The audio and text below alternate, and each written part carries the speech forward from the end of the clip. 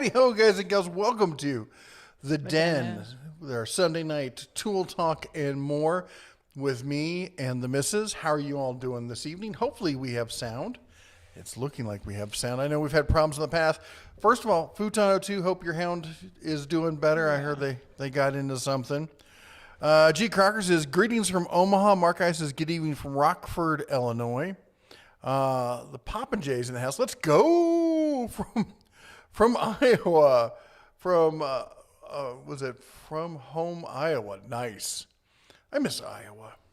It was great taking the kids there, showing them where I grew up. Yeah, it was super cool. Let's see here. Had some friends from Keokuk. I remember Keokuk. Greetings program. Matthew says. David says, good evening. How you doing, David? How you doing all? Papa J has a nice, haven't been down there in a while. Good evening, Den. Mater says, yeah, you have audio. I know. We almost didn't until she reminded me right before we started this, but we're doing it tonight. It's Sunday night with the fam here, and we got all sorts of stuff to cover. Halen's in the house. How you doing, Halen? Good evening, folks. Matthew Ryan says, sounds good. My eyesight right now. I got this monitor. I think it's either too close or too far away. See, my eyeballs can't focus in on it that far away. I have to get it too close. What if I move it out here further from me? To the Den of Tools, Optometry Edition. Boy, we could have a contest, like who has to have it the farthest. Oh my gosh. Don't even get me started. Oh my gosh. Anyway, Trucker Deal says, hello from El Paso, Texas. Matt says, you got any feelings when the next 30% off of $20 will be in Harbor Freight? I have a feeling it's going to hit this month. I would say probably, I don't know. My gut is telling me President's Day, but they'll probably do a special one for that. We've got the parking lot sale coming first week of March. So if they're going to do one, it's probably going to land somewhere in between now and then. Hello from Augustus, Georgia. MJS says, Don says, don't need glasses, just longer arms. Ain't that the truth? G. Crocker says, audio, even on the right sides. That I know. Never at happens. The last minute, I was like, every time I put it in there, I'm like, it's always backwards. So this one time, I got it right. Who knew? All right. Thank you. Camera looks straight now versus last one. You know why it looks straight? It's because I lowered it down so you can't see the edge. Because it's never quite straight because it's slightly at an angle. So then if I put it so that's straight, then we're at an angle. You're showing them behind the curtain. I know. It's straight. That's right. We're going to go with that. If you want me to ruin it for you, I can tell you that this ear is higher up than that ear. So, and for those of you who are listening on the podcast, we have a poster behind us that says the Den of Tools, and I'm just showing them that it's not all that it seems. Anyway, let's hear what else. How was your week? It was good. Any tool-related goodness? I feel like I used a tool this week that I don't normally use. Trying to remember. I don't know. Anyway, we had a meeting today with our friends over at the Park County Motor Vehicle Park. We I don't know. Do we donate time? We're part of the community. We're part of the group, I guess. That's trying to get a off-road motor vehicle park built here in Park County. This is for mud bogs, go-karts, motorcycles, winter events. Yeah, snowmobiling. We want to make it a year-round accessible location. Hold on. One moment, please. I knew I forgot something. The heat, it's rather loud. It does a great job. Hold on, I'm going to be right back. You want a soda? I am not. I'm going to try not to drink a ton. Ooh, going on the wagon on you. Of soda.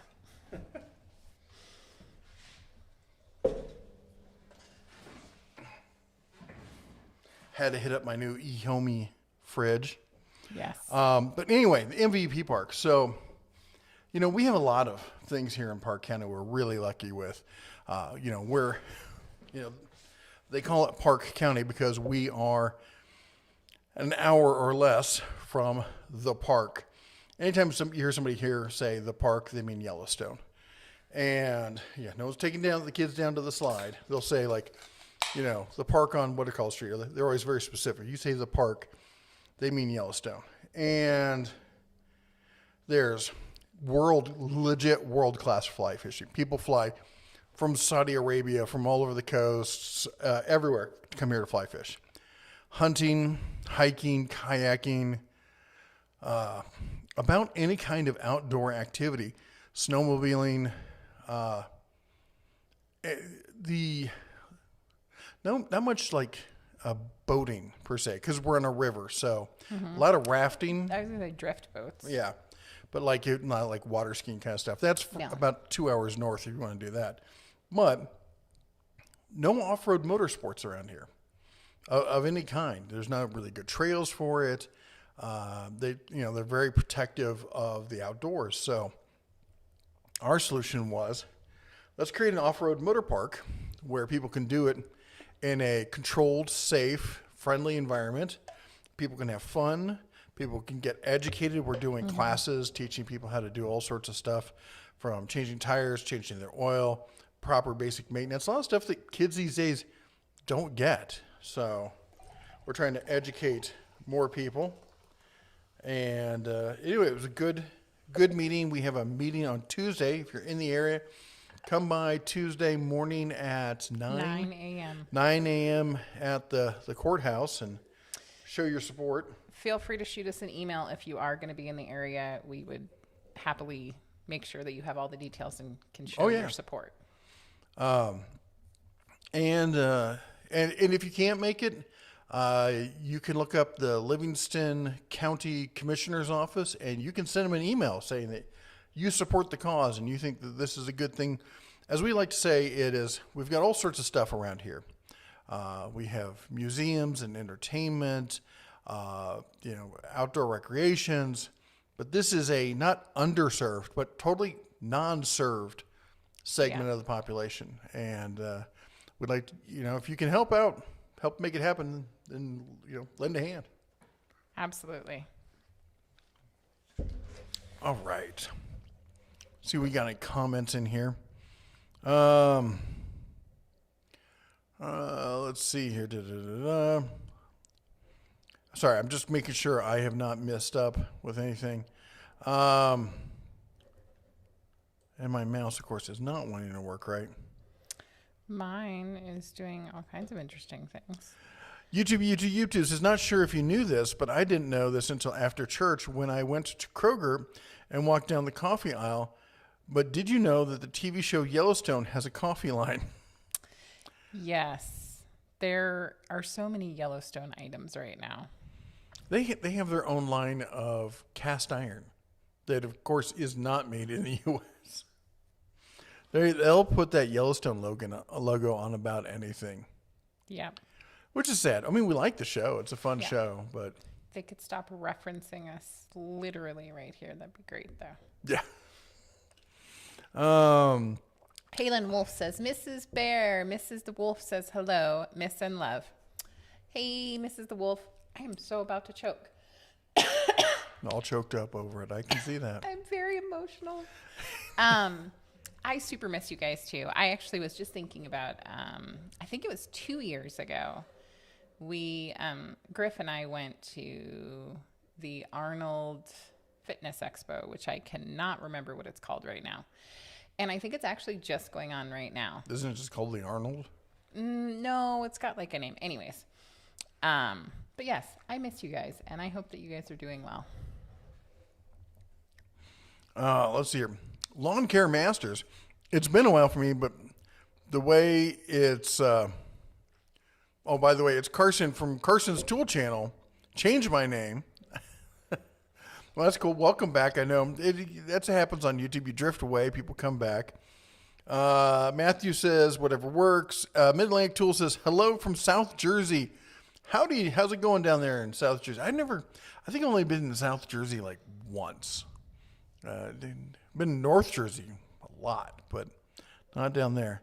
And let's see here. Florida Dashcam says, checking in from Southwest Florida. Your new office space inspired me to renovate and organize my disaster of a garage. That's awesome. Cool. That is so cool. I love that. Going on with my mouse. I do really feel like there are certain channels that when I watch it, or even like certain friends, like you can just sort of get together, sort of have like a meeting of the minds. You can discuss what's going on and then just have inspiration to go and do something different. Or tackle that stack of papers that you walk by every single day and you're like, I'm going to do it tomorrow. Ron asked if I have any news on the Toro 60 volt. I don't have any new news on it. I've heard it's a great system. I've heard a lot of people, a lot of viewers have chimed in and let me know that they've got it, the Toro system, and they're really happy with it. So there's that. Kenny says last night was lit. I think Kenny had a good time last night. I think Why wasn't he I had invited? such a good time on Friday that he thinks last night was Friday. Oh, that would be could- my guess. Kenny, is that what we're talking That about? could be possible. For those of you who don't know, we have another channel called Cask and Ember, CASK and Ember, EMBER. If you do a YouTube search, you just type in Cask and Ember, and then in the filters, you say you're searching for channels. Because we only have one video, so it doesn't pop up very easily. But if you put searching for channels, it'll pop right up. And it is a podcast for just me. She does not want to be there for some reason. But I taste test various whiskeys and bourbons and while having a cigar or two. And Oddly, she doesn't want to be there. No. But I support you. And from doing it not a at different home. room. Yeah. And it is not little cub centered. No, it's guy talk. Let's be honest. And let's see here. Late, but Neil's in the house. How you doing, Neil? And the tank. The tank is here. Does a park like that need special permits? It seems like you should be able to purchase a property as a group and run it like a club.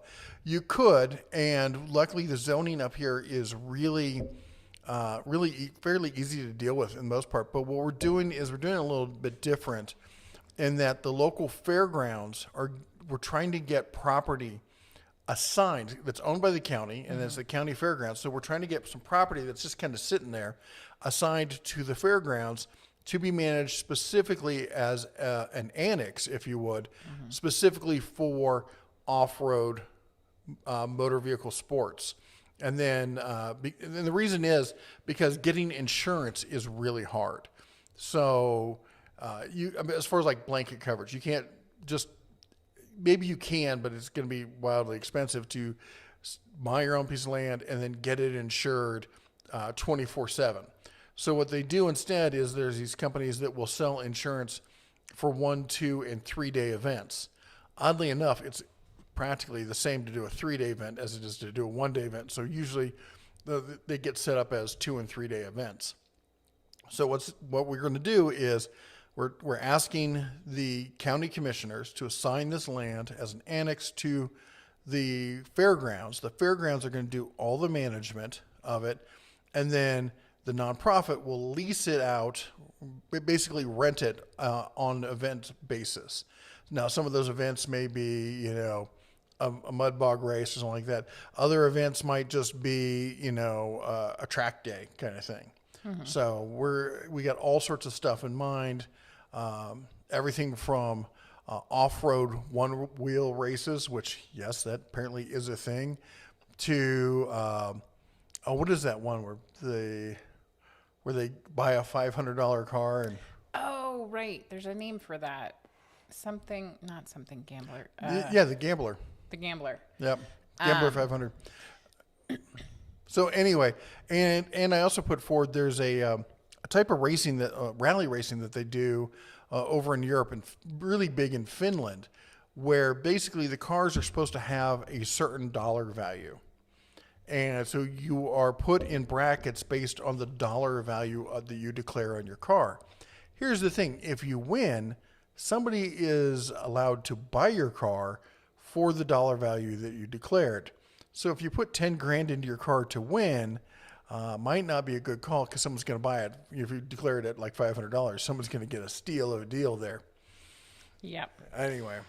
Our biggest thing is that it's something that everybody, all ages, can participate in and can get benefit from. So it's really for everybody and is super inclusive. So we are excited.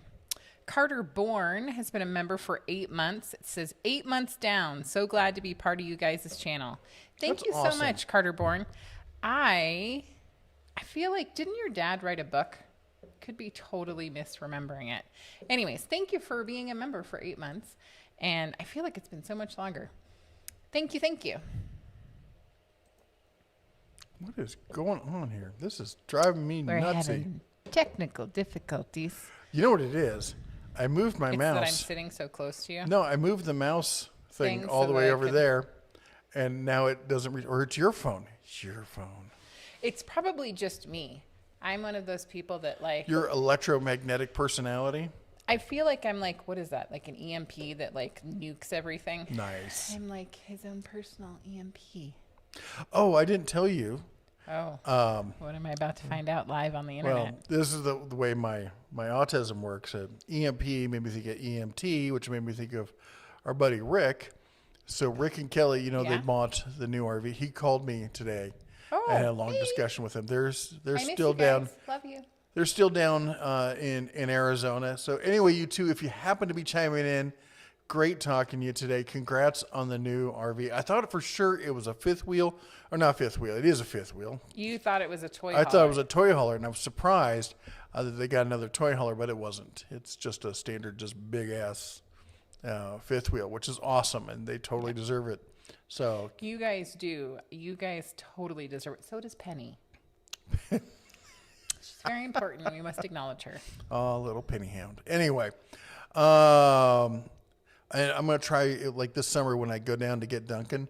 I'm gonna try and like leave a day or two ahead so I can stop steal Rick. in well, not steal, but hang out.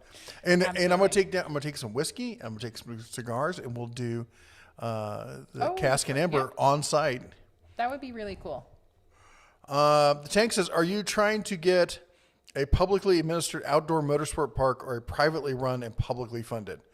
We are. It's going to be completely privately funded through the nonprofit and the events that we're hosting, and as I stated, the land itself is going to be administered through the fairgrounds. So what we're offering to the community is zero out of pocket as far as the community is concerned, and potentially a great stream of income if we run even one event a month. And remember, we're planning to do this year round. It's not going to be one of these cases where it's only in the summer. We can do it, because we can go into snowmobiling and all that kind of stuff all year. So hopefully it can generate not just revenue for the fairgrounds, revenue for the county, which from what I've heard desperately needs it, but also local businesses and stuff, because these are destination events that people travel to. So people are going to need a place to eat. They're going to need a place to sleep. Yeah. They're going to need fuel. They're going to need groceries. Yeah, the whole 9 yards. The whole 9 yards. And maybe do a little shopping while they're in town. Yes, absolutely. The Mater says, do you see Cobalt coming out with a power station using the 24-volt batteries? I sure hope not. As you know by my video, I'm against that. Don't waste your power tool batteries on a power station. It's not what they're meant for. By the time you buy that station, half the time it's cheaper just to buy a regular, power bank. You could buy an Anchor or a Dobson. The Dobson is what I recommended as our best entry level.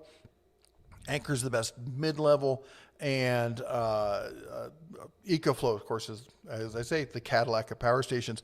I actually donated the Dobson, was it yesterday? Yesterday, to a local nonprofit that's going to use it for a makerspace. Yeah. So they've got a situation where they're in the basement of a building that's about as old as our house. And of course, they have the same sketchy electrical issues. So that way they're going to be able to run and condition everything through that, and then and not have to worry about taking down the electrical in the building. Let's see here. Wohawk's in the house. Hey y'all, how you doing, man? If you guys didn't see it on the community section on the homepage for Den Tools, Wohawk's latest Harbor Freight haul. Go check that out. And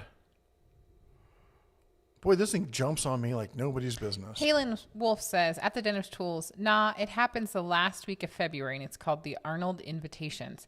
Yeah, I saw that and looked it up.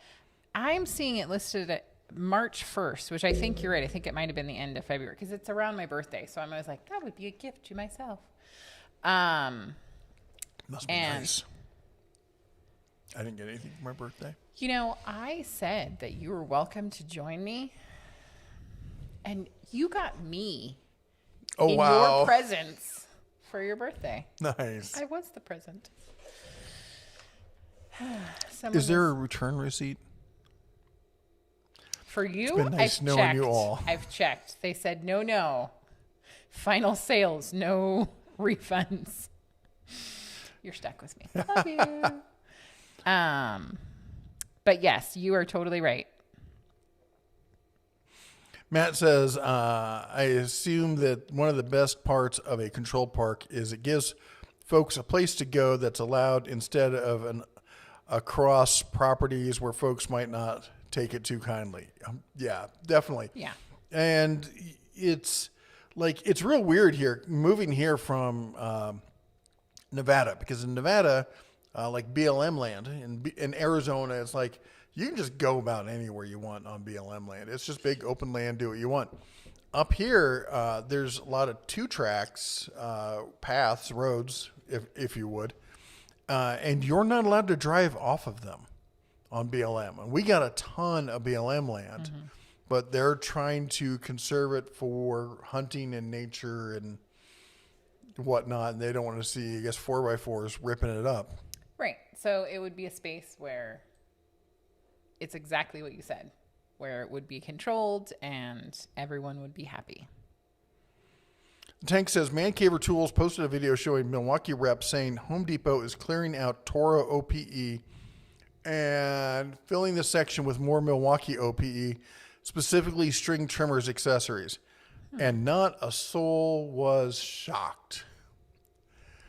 We know at this point that Home Depot is just going to get renamed the TTI store. They got rid of Ego. They got rid of was it Klein? Just anybody they can. If they can replace it with Milwaukee, Rigid, or Ryobi, they're doing it. It's the one big rumor we've heard is that they're kicking DeWalt to the curb this summer. I cannot get anyone to confirm that, but that's not a surprise because that would be one of the biggest tool shockers of the last 20 years. If DeWalt loses their space in Home Depot, and it's not that you can't deny DeWalt, tons of other places, online, at Lowe's, at the 7-Eleven, I think they've got a DeWalt section. Up here we've got, our favorite local store, hardware store, Hardware Dan. He's a big Milwaukee guy, so you're not going to get any DeWalt there. But I'm pretty sure Ace has DeWalt, and they're locally owned, so you got to support them. And Murdoch's has a massive, now Murdoch's, for those of you who don't know, is a farm and ranch store similar to Tractor Supply. Now, Tractor Supply is a national one, but there's dozens of regional ones. And this, I think they got like 5 or 6 states where there's a Murdoch's. Great store, fabulous people, always nice and helpful. Love shopping there. But their DeWalt is off the hook. I think they've got 2 or 3 aisles. Stuff I've never seen in person being sold at retail from DeWalt. I don't know how they've got such good contacts, but they got amazing stuff there. Kenny said, LOL, I meant on the other show. You guys, I think he said, got me? Says, got me cracking up. Yes, I totally understand. Killing King Kill King 110 says, at the Den of Tools, greetings from the hospital. You're providing me with a break from recovery from a rollover crash that was bad enough that they had to remove my C5 vertebrae. Oh my gosh. Holy cheese and crackers. When did this happen? Can you please take care of yourself? Oh my gosh. Was this on the couch? Was it a couch rollover? Because those are bad. Jeffrey, I will smack him later. I'm just trying to bring a smile to his face and make him laugh and hopefully not dislocate anything. Well, hopefully, I mean, it sounds like laughing is okay. Man, I am super sorry to hear that. That is terrible. Our thoughts and prayers, man. For real. Yeah. And definitely, feel free to shoot me an email. Yeah. I can tell you other ridiculous things he does to make you laugh. Maybe we'll send you some bacon. Smuggle it in. Now you're sending away my precious... Okay, I guess you're worth it. It's all right. That is terrible. Please take care of yourself. Lawn Care Masters also started working with World Lawn Equipment and got to test out their new 52-inch electric ZTR mower. That's zero turn for the rest of you. And have a video of it posted. Oh, that's Very cool. cool. I'll have to check that out. And let's see here. Carter Bourne. Oh, wow. This is a new space. Has Carter not been here in a while? When did he hasn't been here. That's for right. a It's been a hot while. So we moved into this space beginning of this year, about a month ago. Yeah. So we still have the old space. So the shop, that still exists. Yeah. And it's still hella cold. It's very cold outside right now. I was talking with the Jake, our landlord, about it. And they used to work out of that shop before they upscaled and stuff. He runs a local electrical business. And we're talking about the, I heard a word for it, and I forgot what there's a name for that kind of stacked lumber construction, like crated or something like that. Crate construction. I could be wrong. And it's literally like 2x6s on their side, just nailed together and stacked like Legos. It's ridiculous. It's very cool. It's very old. It's very drafty. Yeah, it's like you get the heat going, and it's like, hey, this isn't too bad. I can deal with this. And then the wind blows like 5 miles an hour and sucks away all your heat, and you're like, well, crud. And in Livingston, the wind blows all the time. And it's usually Every 60 day. miles an hour. All the time. Yeah. Yeah. Or somebody comes by and they open the garage door and you're like, I will kill you. Right. You're like, I love you, but I'm going to stab you if you don't close that door. Yeah. So anyway, we got this space. This is our studio space. It's about a block away. So it's really convenient. I can pop back and forth as needed. And this, as if you were here before, is heated. I got a 220 heater up here. I have a 110 heater over there so we can bounce some stuff out. It is 28 by 22 by 9. It's a little echoey. We're trying to add stuff in. I got some soundproofing over here. We get more furniture in. I got some carpets down randomly, trying to break stuff up. And so it's for editing. What they call talking head kind of videos, like when I do deals of the week, that kind of stuff. We're going to be doing a lot of podcasting here. We got this podcast. I'm going to be building out another section for Cask and Ember. Get a nice leather chair in, get a little hi-fi. I'll never see him again. I got my humidor and my fridge already ready to go. Yeah, I'm just going to camp out here. I saw one of these chairs that it looks like a luxury, like kind of recliner, but the whole thing like one of folds those out into a hospital bed. ones? Okay. Like, that is awesome. So you're getting one yeah, for they me. like they have those in, like the delivery wards for like the husbands and stuff. And then so that's probably going to go in this corner. This is going to move a little bit over there, and then we're going to do Are you like guys all taking notes right now? a living room kind of setup with a couch, 2 chairs for like you can do like a 4-person casual kind of podcast. We're looking to bring back Geek Health. Yep. So that's hopefully going to be making a return. And I'm still trying to get her to ramp up the Budget Baroness channel. It's amazing. Do you like that? Yeah, that's real nice. Amazing. Hi. Anyway, it's exciting. It is. We bootstrapped this whole channel for 8 years, did it entirely on a budget, mostly with a cell phone and We're still on a budget. We just decided to up the budget Yeah. and stop being so stingy with it and make it a little bit nicer for you all. Yeah. Fertile Craftsman, been absent from the live stream for a bit. Yes, you have. We've noticed. I wish we had places here in Texas to go off-roading and not the 110 weather to do it in. Yeah. It's...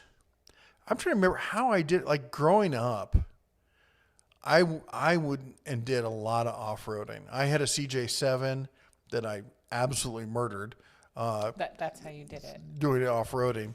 But I'll be honest, a lot of it, kids, earmuffs, a lot of it was it was definitely trespassing. I remember sneaking through, construction yards to get to the back country and go tearing off. And we never really thought about who owned what.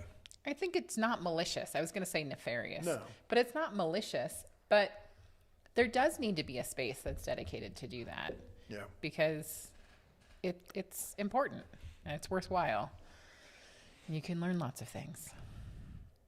Lou says hello from SoCal. No, you missed. Did I? Yep. The Tank at the Den of Tools. I've wanted to do a Gambler 500 for years now. I just don't have the time, the team, or the liquidity right now. I totally get that. But I say, if I'm a big believer in if you have a goal or a dream, don't count yourself out just because you don't have one of the three or all of the three right now. I think you should totally do it. That said, and you're totally right about that. Jake and the guys have been telling me that I need to get a mud truck.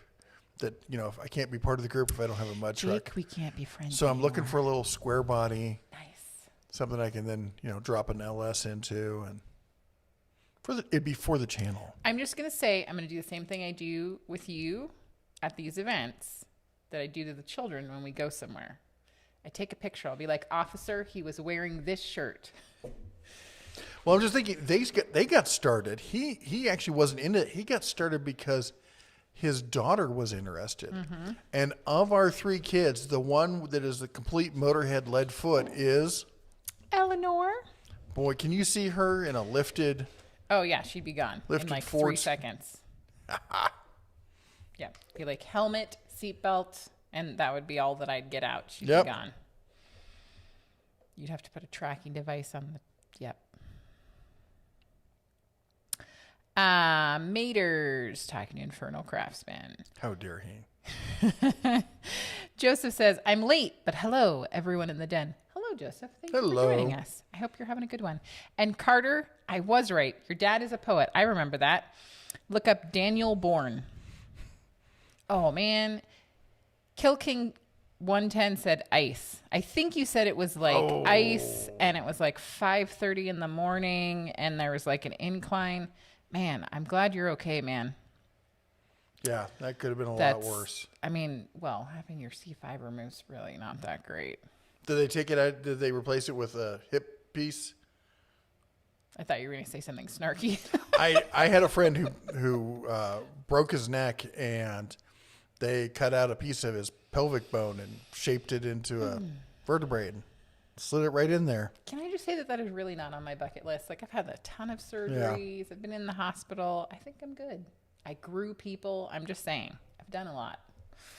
Let's see here. Rick, he didn't say at Den of Tools. Really should. But I'm still going to answer. It says, greetings from Arizona. I missed Casker and Embers Friday. When you first mentioned it, I thought it was Casket Embers. Oh, that would be a little I'm emo. I'm going to type it in there. It's cask, like CASK, singular, and ember, singular. So I think I spelled it right. Awesome. Grammar people can get me if I'm wrong. Hang on. Okay. Joseph, we're not going to beat me with a stick, and you're going to tell me if I say your name wrong. Welcome to becoming a member. Woo! Joseph Trangsred. Okay, I totally butchered that last name. Let me see. I don't have my glasses on. It's Trangsrud. Trangsrud? Trangsrud?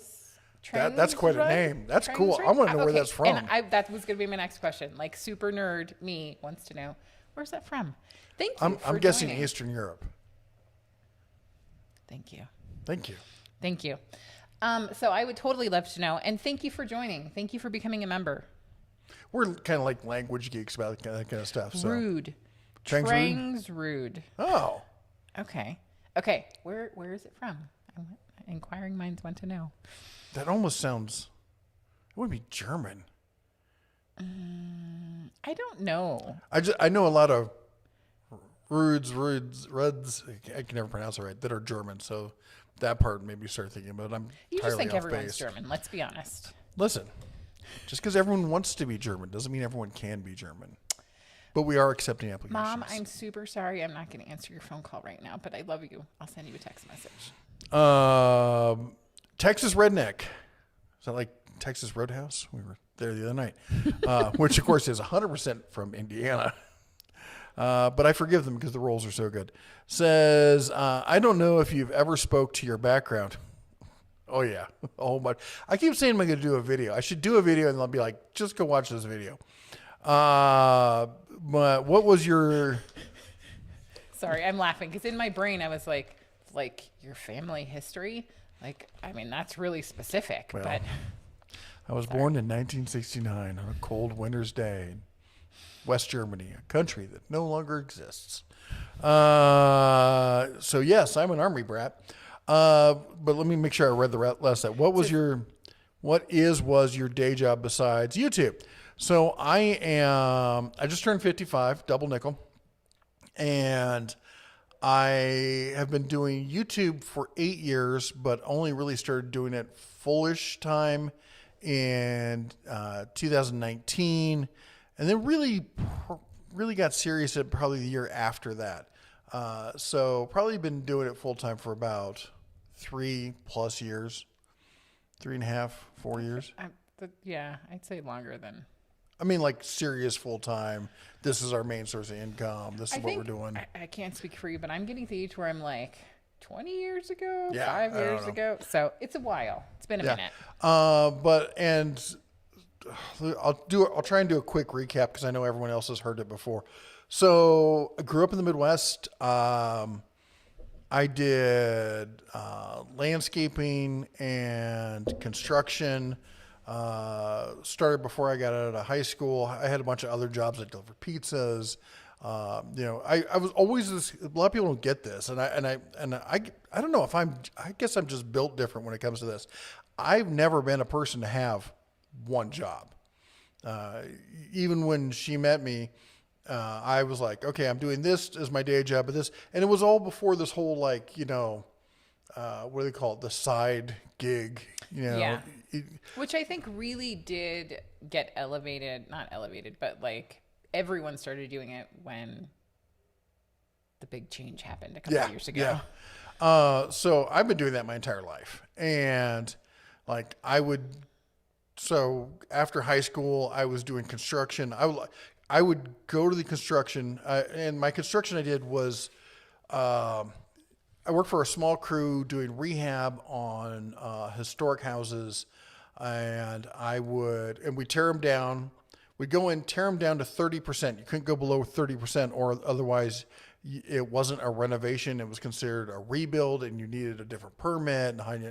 Anyway, so we tear them down, and then we'd build them back. And I did everything from demolition to carpentry work. I put on siding. I did roofs. We did everything except for electrical. I mean, we'd put in the boxes, run the wire, and then we'd have an electrician come in and do the final wrap up. And I never touched plumbing. Plumbing always kind of freaked me out. There was too much math involved. And important math. Yeah, and that's once where you hear my story where I once cut an entire house in half with a Sawzall. That's when I did it. And that was epic. I cut the whole back 20 feet off of a house because it just wasn't worth saving. And we built in trusses. And I cut it off and just, that was lots of fun. And while doing that, I met some people who were running wire, what we call today low voltage electrical. and they're running Cat 5 and fiber and stuff like that. And on a lunch break, I chatted with them, and I found out how much they made. And next thing you know, I was running fiber.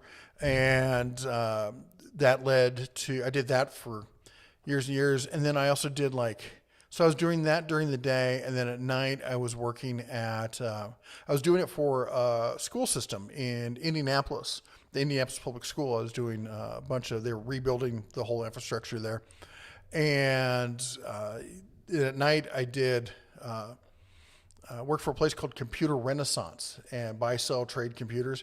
And we get in pallets of, or they would get in pallets of gray market used computers. And my job would come in after hours and open these suckers up, dust them all out, test every part, make a pile of working parts, and basically rebuild PCs out of it.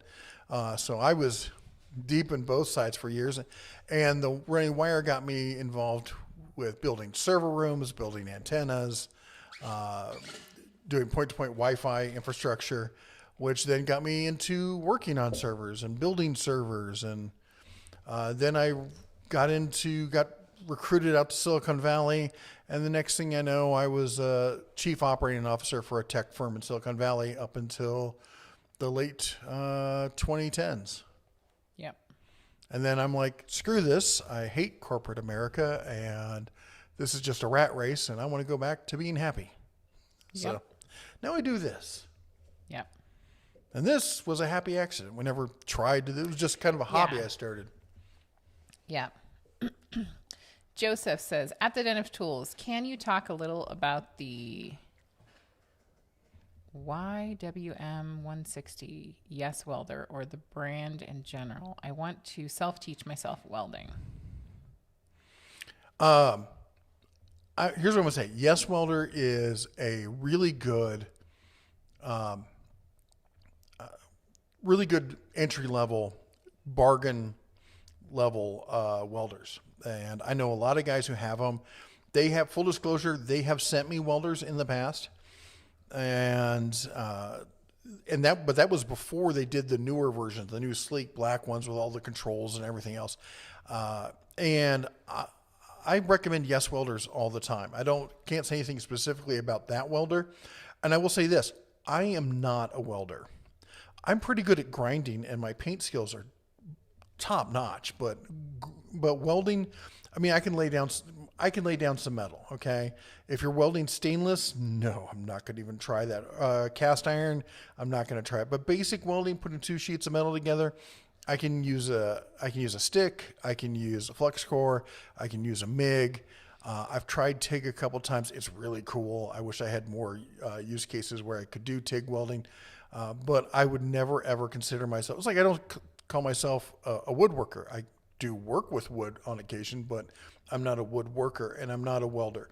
So everything you're hearing from me is my own limited personal experience on top of the community, because I draw from the community, and that's one of the things I learned from the technical side and from the business management side that I have, which is one person's experience. A lot of people go on YouTube and they're like, I only want to hear from you because I trust you. My family had a Ford Pinto when I was growing up, and it never blew up. It never broke down. It was an entirely reliable car. But that's not true for the vast majority of Ford Pintos. And no one would sit there and say, hey, that's a great car. You should definitely buy one.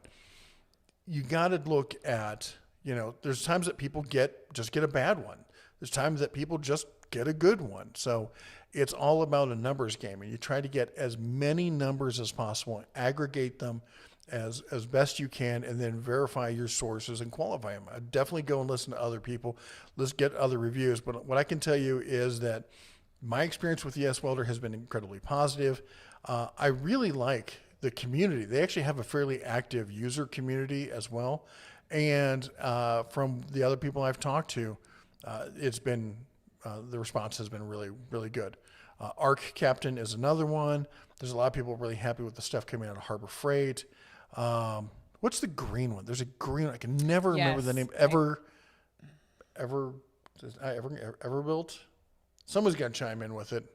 Yeah, I know. I can picture it in my mind. Yeah. But I'm even worse than you are with names. Wahak, thank you so much. He says 172 watching, only 38 likes. Come on, folks. Only it's free. 38. Not much is free these days. That is completely true. If not for me, do it for the children. Yes. Won't somebody think of the children? Wahak says, at the Den of Tools, thanks for the shout out. Anytime. I don't know why that. Why did that just get pinned? Well, yeah, I'm looking at something. I don't know either, but it did just get pinned. Sorry. Only 4 likes. What? Yeah. Maybe. Tito says, I'm getting fed up with local power supply companies. What would you suggest for a 3 to 6 kilowatt, maybe greater battery banks? I was thinking about EcoFlow Delta 2 Max, or would you do something else or better? Everything you see right here is currently being powered by a 6 kilowatt Delta EcoFlow setup. Exactly what you just mentioned. I literally have, in fact, there's a picture. If you go to my community section, again, this is the second time you referencing the community section. If you go to the community section and scroll down like a week, maybe that far, and there's a picture of a cart that I got. Oh, I thought that one says Ulanzi. I'm like, I thought that was the cart. It's a stand. Never mind. But anyway, it's a $100 cart. It's plastic with aluminum tubes, and it's like it's built for these things. The chili's trying to come back on me. The 2 backup batteries or additional batteries on the bottom with the Delta Max in the center slot.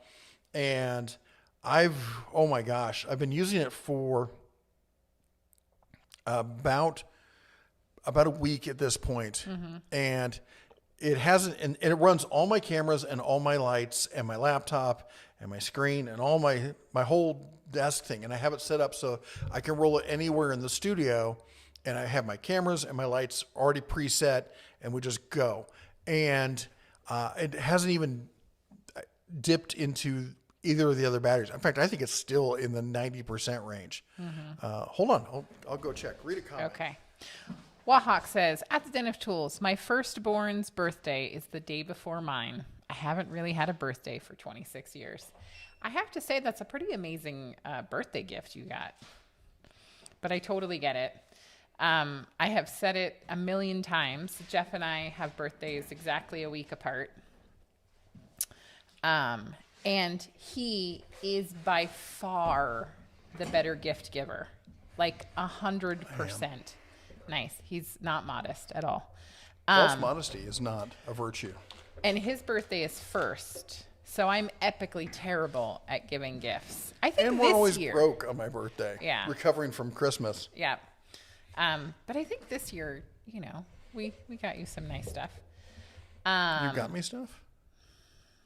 Who are you? My senility is arriving.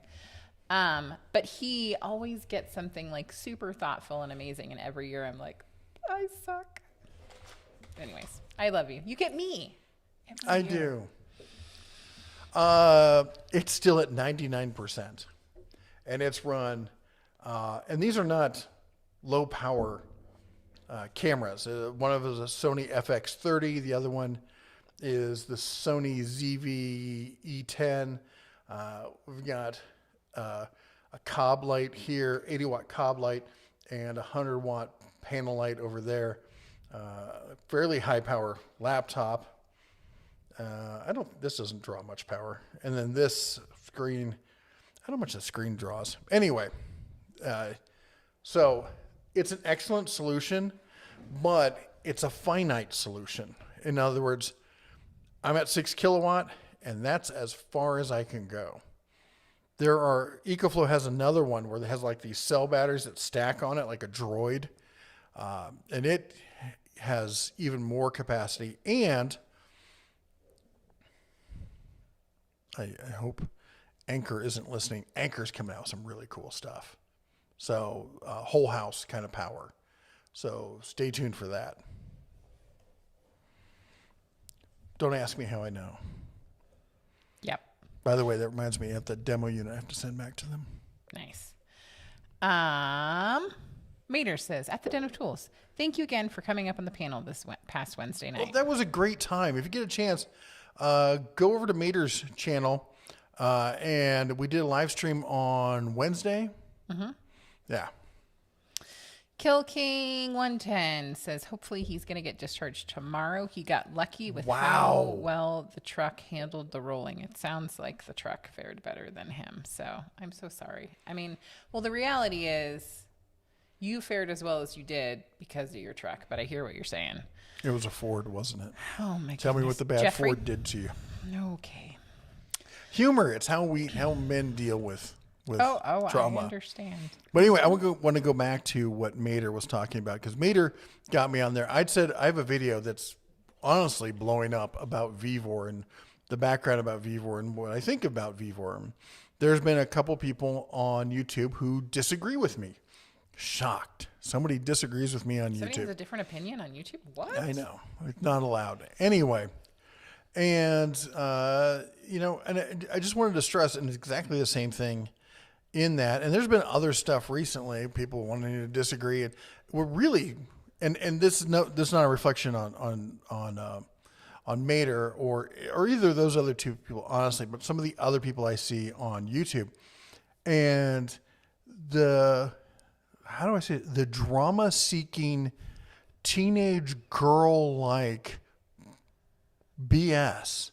I gotta say, when I started doing the tool thing, I thought this will be great. This will be like the people I saw, my dad and my grandfather, the guy, the men, they hung around, they talked about manly stuff. They, and they were guys, they were men. And then people started they'd sit there and they'd lie about oh, he's never been in the trades. I'm like, I did 15 years worth of being in the trades. He doesn't use his tools. I use my tools all the time.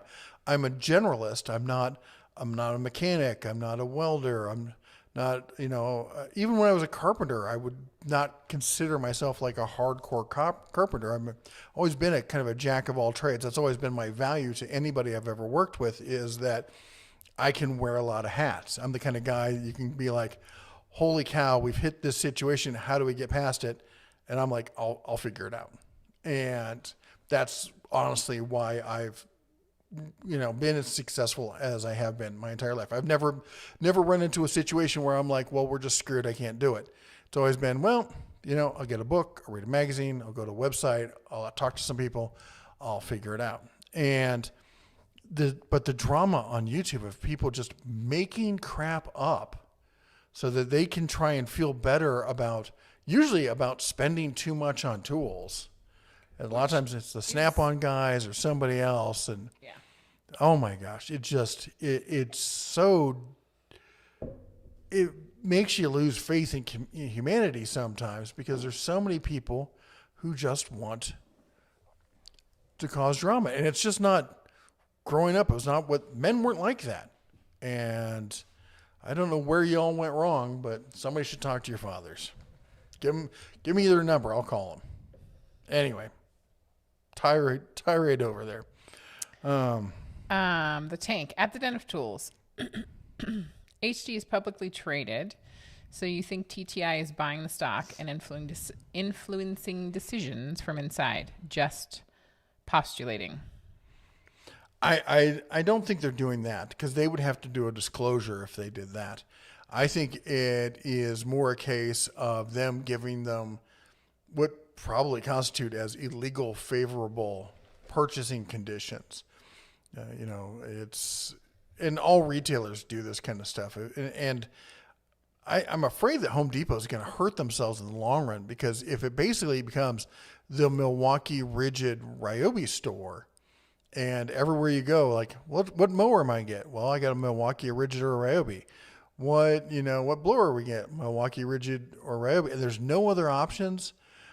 There's little enough DeWalt there, and allegedly there's Makita, but you could never find it. And they have like one or two, Bosch tools, and everything else they have is online. Apparently, I know they carry Works. excuse me, but I don't think they carry them in store. So, and they used to have Genesis. Used to see Genesis bench tools. Can't remember the last time I saw those. It's and I honestly I think it's the hand tools that really irk me the most. Them kicking so many name brand hand tools to the curb to replace them with Milwaukee. You know, and if they get the Ryobi stuff in there, and Ryobi, if you guys don't know, Ryobi does have some hand tools, and if they start doing Ryobi hand tools, I don't know. I mean, I like the Husky brand. The Husky's got some great value there too, but I hate to see that go away. Lowe's carry. Will Hawk mentions that Lowe's carries DeWalt. They do carry DeWalt, but they don't carry exactly the same DeWalt, and they don't have the FlexVolt system. Now, if Home Depot screws that up, boy, if Home Depot. So for those of you, just to let you know, one of the founders of Home Depot owns two of the largest ranches in the valley. In fact, he's essentially what's his name? He's essentially the Dutton Ranch. It's the two biggest, best ranches, stitched together in the valley. And he's basically, what's his name? Dutton. But he's a great guy. He supports local community. He's always doing outreach. They sponsor youth football. Like they sponsor. Are you talking about Blank? Yeah. Okay. Arthur Blank. And then he pays for everything. He flew in former Falcons to help teach, because he owns the Falcons too, to help teach the kids, how football works and to train coaches and stuff. And it's one thing, you just sign up and they give you a jersey and they give you this. And it's amazing what he does for the community. He will lose his mind if they kick DeWalt out of there. He's not active in the company anymore, but I could see him just completely calling somebody up and just going, "What the hell do you think you're doing?" Yep. Anyway, I know all we can do is gossip as far as what we think is going to happen there, but. Red Headliner says, "Hey, at the Den of Tools, do you ever see Menards adding more power tool brands like Milwaukee or DeWalt? Surprised, no Milwaukee since they're Midwest based." I don't, because not having Milwaukee sets them apart. Also, Milwaukee has a contract with Home Depot. People always, oh my, this is another one of these things. Milwaukee has an exclusivity contract. And hold on, before you start typing on your keyboard, but you can buy Milwaukee at blah, blah. They have an exclusivity contract at a certain level based on how many stores there are. So, in essence, it blocks Lowe's and Menards and any other potential big box stores.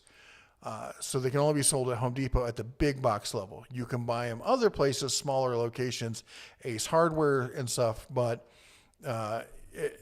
and even some of the bigger Tractor Supply style, Farm and Ranch style is what I mean to say, stores. But I do not believe that based on their contract you could ever see them at Menards.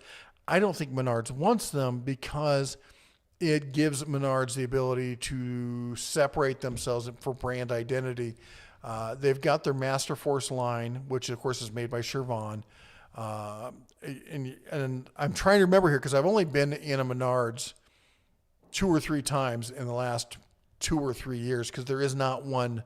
Closest one is 6 hours away. And super fun when we went.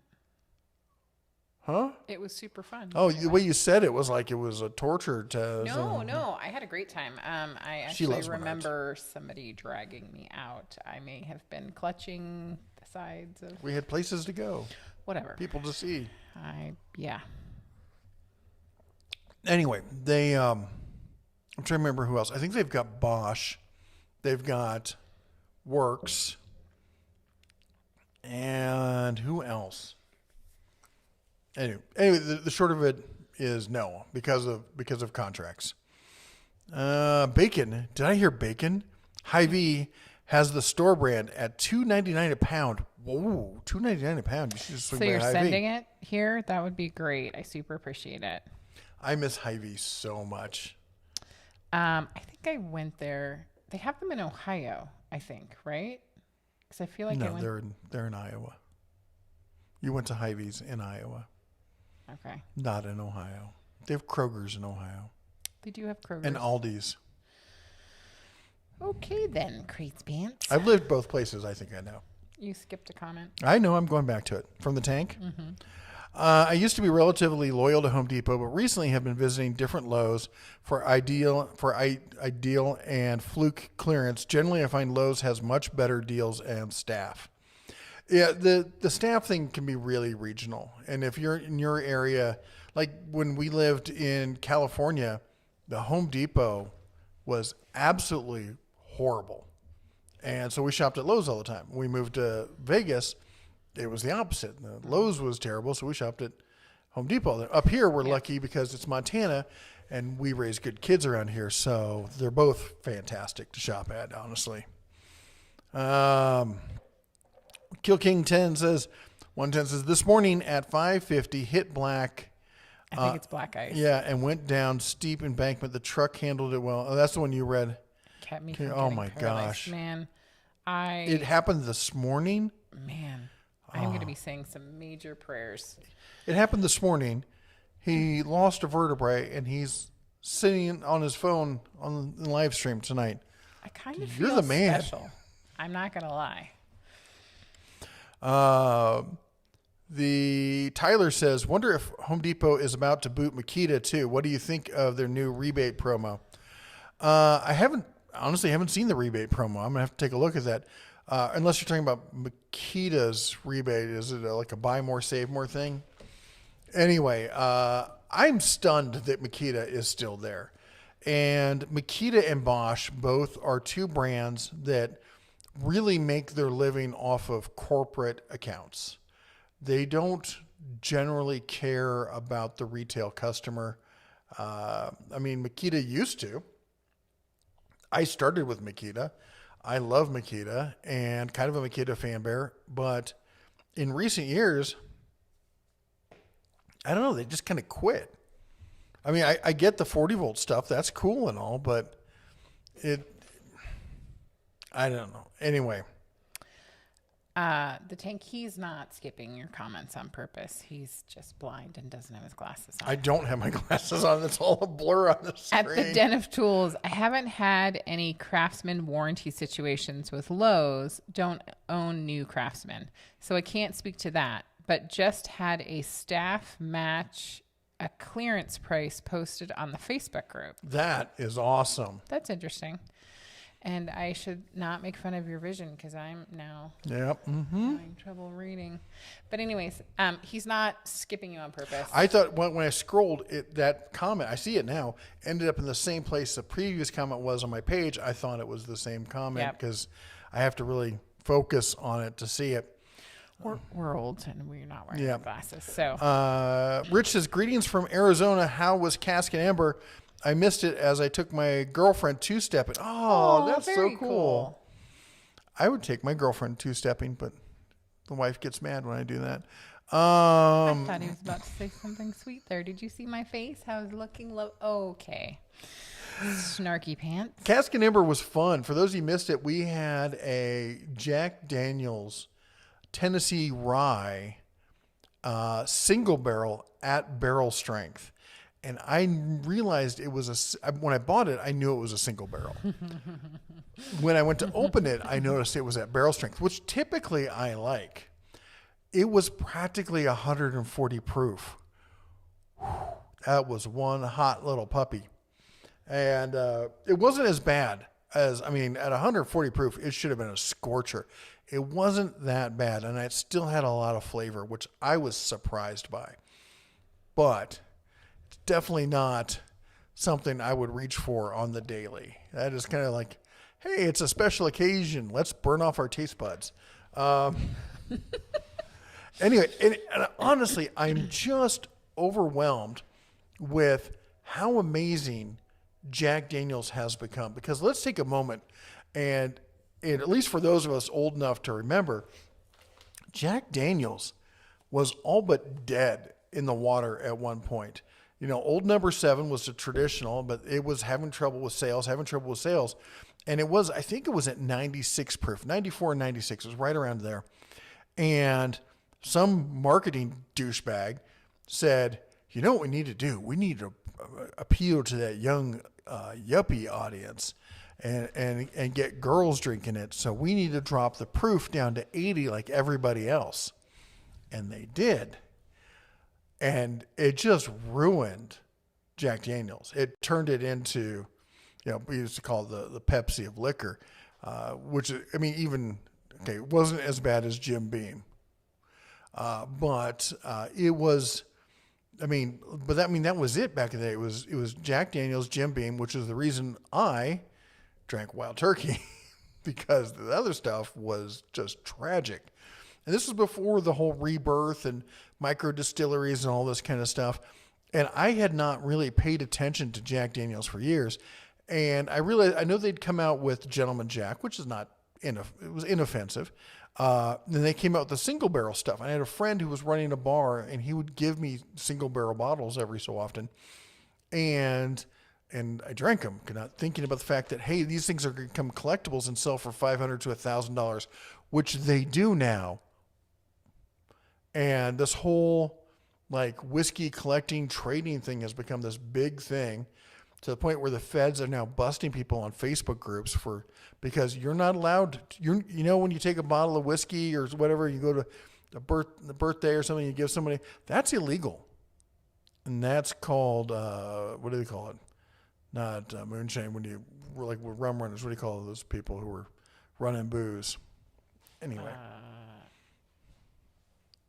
Yeah, I should never ask you anything like that because you immediately go deer in headlights on me. I have no idea what you're talking about. I was thinking of something else before you asked me that question. My brain's like, what? Anyway, the point is that... Not bootleggers. Yeah, I think it might be bootlegging. Anyway, yeah. Point is that we went to Lynchburg this past summer. We just happened to be in the area. I noticed it on a map. I'm like, we're doing a detour. And she complained. I was so grouchy. She was so upset. I just want to get back, blah, blah, blah.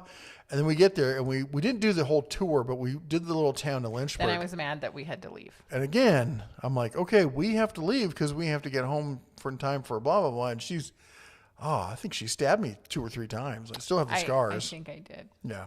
Yep. She was not happy. No. It's super cool. If you get a chance to go visit it, I would say definitely have more time than we did because... there was a lot to do, and I would have loved to do the tour. Mm-hmm. And speaking of Arizona, Rick and Kelly, who just bought their RV, mm-hmm. They went down to Quartzsite. Oh, cool! And we keep saying we're going to make it down there one year, but it's looks like a lot of really dusty fun. So maybe sometime soon. So I won't be going. That might be true. I don't do dusty. Walk says, I need a smoking jacket and a nice dignified pipe. I agree as with another that. prop for looks. Yeah. Pipes I have. Her father was a pipe smoker and he left us a bunch of pipes. So we have pipes. Yeah. I do not have a smoking jacket. If anyone has a lead on a cool smoking jacket, send me an email. Yeah. Mike Adams, howdy y'all. Listen in while driving through Northern Virginia. Have you considered blown-in insulation in the old house, or is it not possible due to its construction? Yeah. So our house is 1.5 feet thick quarried stone with lath and plaster directly adhered to the stone. There's no room for insulation, which honestly, the house.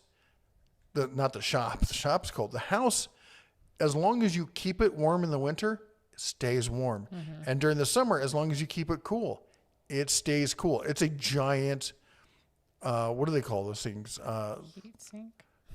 Not heat sink. It's not a thermal heater, something, a mass heater. It's a giant mass, thermal mass heater. But if you don't stay on top of the air conditioning, like one year we went away during the summer and we came back and it had been really hot and our air conditioner fought for a week to get the temperature back down in that house. Matthew Ryan at the Den of Tools. I haven't caught it yet, but Cask and Ember should have dark mood lighting and a fireplace. Fake is okay if mood lighting is dark enough. We're definitely going for that. In fact, so I've got some of these Govee stand lights. They're basically vertical LED light bars. And I didn't tell you this, but so... Again, I'm going to learn something just as you do. Den of Tools is going to have a red color theme. So anytime you chime into a Den of Tools video, the mood lighting should be red. Cask and Ember is going to be blue. Bear's Den is going to be green. And what's the other one? Geek Health. No, Geek Health is going to be green. Bear's Den is going to be purple. Okay, that makes more sense to me. Yes. So we're going to have color coding. So just by the color of the set, you should be able to get it. Yeah. But excellent suggestion, Matthew. Thank you. Yes, and I totally agree. I'm already looking at that route. I want to get one of those electric fireplace kind of things. I was thinking a corner unit because we're going to be shooting into a corner area of the shop, so that would look kind of cool. And that just reminds me again, we have said it multiple times, but it is still true. If you guys have an idea, always feel free to shoot us, your ideas or your thoughts. We really do value your thoughts and opinions. We don't always agree, and sometimes it might not be something we can go do, but you guys have really great ideas. So always feel free to shoot us an email or whatever. Yes. Vintage receiver. If anybody has a line on a good budget vintage receiver, let me know. I was supposed to pick up a nice 1980 Onkyo. I think it's a TX2000, not super powerful, but decent little receiver. And it was of course it was a Facebook thing, and the dude was flaky as hell. He'd take 3 days to get back to me to answer with a yes or a no, and so it took almost 2 weeks to finally set up a time to meet. And I was talking to him on a Thursday night. I'm like, okay, I'm going to be in Bozeman tomorrow. What time do you want to meet? Hit me up in the morning and we'll figure it out. So I get up in the morning. I wake up around 6 or 7. I'm sitting there and I say hey, we're headed out in a little bit. Let me know what time. And we're there all day and it's almost 1 o'clock. And I'm like, that's it. I'm giving up. We're headed back. So just as I say that, beep thing pops up. Hey, I just got this, are you ready to meet? I'm like, dude, hit me up in the morning, 1 o'clock in the afternoon. Mm-hmm. I'm like, fine, whatever. I said, great, give me your address. We were almost headed out of town. Give me your address, and we're just wrapping stuff up at the grocery store, and I'll head over. Then he's like, what grocery store are you at? Yes. Or why are you worried where I shop? I'm like, okay, I'm at blah, blah, blah grocery store. Oh, well, could you meet at this parking lot on the complete opposite side of town? You want me to meet for a stereo? An electronic item. You want me to meet on the other side of town with no speakers, no electricity, and I'm supposed to pay you for this. You've been sketchy as all heck. I'm like, no, never mind. Later, dude. Definitely one of those situations where you got to listen to your gut. And it's everything about this smells wrong. And then 15, 20 minutes later, I get a notification from Facebook wanting to know if I want to review the seller because he marked it as sold after I told him I'm not going to take it, and he's deleted the listing. Mm-hmm. So I think it's something like he found it in a box, probably knows it doesn't work, or knows nothing about it, and it's just hopefully somebody will buy Some idiot will give me money for this. Yep. So don't be that idiot. Yeah. Do your research, listen to your gut 100% of the time. Always be willing to walk away from a deal. Yeah. Yeah. Jake says, just went to the Texas border. Sadly, we're being played for fools by the politics TV companies. My advice, turn off the TV. Just listen to the Den of Tools and other tool channels. I just heard this whole thing about... Don't go down the rabbit hole. It's not trying to get into politics, but, we're being told it's all these refugees, economic refugees, coming in from South America. And I feel for them. It sucks, being in a situation where there aren't jobs and stuff like that. I totally get it. But a lot of them are not from the Americas. Right. And they're Chinese nationals, allegedly. Just It's do some really research. weird. Yeah. BD Slim says, hello, guys. Haven't been able to watch in a couple months. Hello from the Detroit area. Hello, Detroit. Brother, I feel for you. I'm sorry. I was rooting for Detroit. I was rooting for the Lions. Just because you guys never made it. And you deserved a shot. It would have been nice if they could have managed to do it while Barry Sanders was still playing. But yay, it's San Francisco versus Kansas City. Woo. The Tank. At the Den of Tools, the mud truck can be written off as a new channel mascot. Business expense. I like where he's going with that. Yeah. I'm thinking you two shouldn't hang out a lot. Swamp Thing, number one Swamp Thing. I like it. Says, thanks for all the great deals, Bear. Anytime. Glad to do it. Neil says, speaking of mud trucks, my pickup got stuck today. Wasn't too happy. Oh, no. Did you tell him at the time you got stuck? You can tell that story. No, we've told that 100 times. Yep. Let's see here. Mohawk says, workshop went and found a job recently. He shaved the scruff. Looks like babyface Mater. Oh, that's right. Mater's been working. He was unemployed, not unemployed. He was, I believe, on disability or whatever for a while, and he's back to work. And congratulations, dude. I know how that feels to get back into the workforce when you've been out for a while and you get to be a productive member of society. It's an important thing for a man to be able to provide and do that sort of thing. Yeah. Kill King 110 says, at the Den of Tools, they fused the C6 and C7. I'm only going to lose 5% of ability to move. That's awesome. That is amazing. That is insane. That is amazing. I am so incredibly grateful. Yeah, that's amazing. Is Harbor Freight worried about Temu? I don't believe they're losing any sleep. Temu has tried to do sponsored videos on this channel forever. And they did send me $100, or was it $200? I think it was a $200 gift card for Temu. And they wanted order whatever you want. And they were going to pay me. They're offering to pay me, I think it was like $2,500 to do a video review. Order whatever you want. And so I looked for what's the most expensive things they could sell us. And I got 3 or 4 different things. Absolute crackerjack toys. Just could not. They're the wish of, the wish of wishes. It's Eleanor likes ordering from them. Yeah, she has a great time. Depends on what you're getting. I think if she you're orders getting, T-shirts and posters and or teeny bopper funky stuff, little jewelry or stuff like that. But I think tools, anything substantial. I would and I am always willing to support people getting the tools that they can afford. Right. Not one of these things would qualify as a tool. It was one of the things, something I ordered recently. I ordered a rear sight pusher. It's for one of those things that puts holes in paper at distance. It's powder actuated. And this lets you adjust and it's like a clamp vise thing. And I ordered it and I got it off of eBay and it looked like it was a quality piece. Comes in, it's 3D printed. One thing 3D prints are not great for is that kind of lateral force. Mm-hmm. It got one on. I don't think it would do a second one.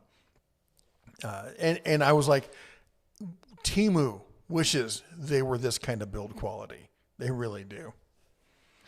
Joseph says, at the Den of Tools, it's Scandinavian.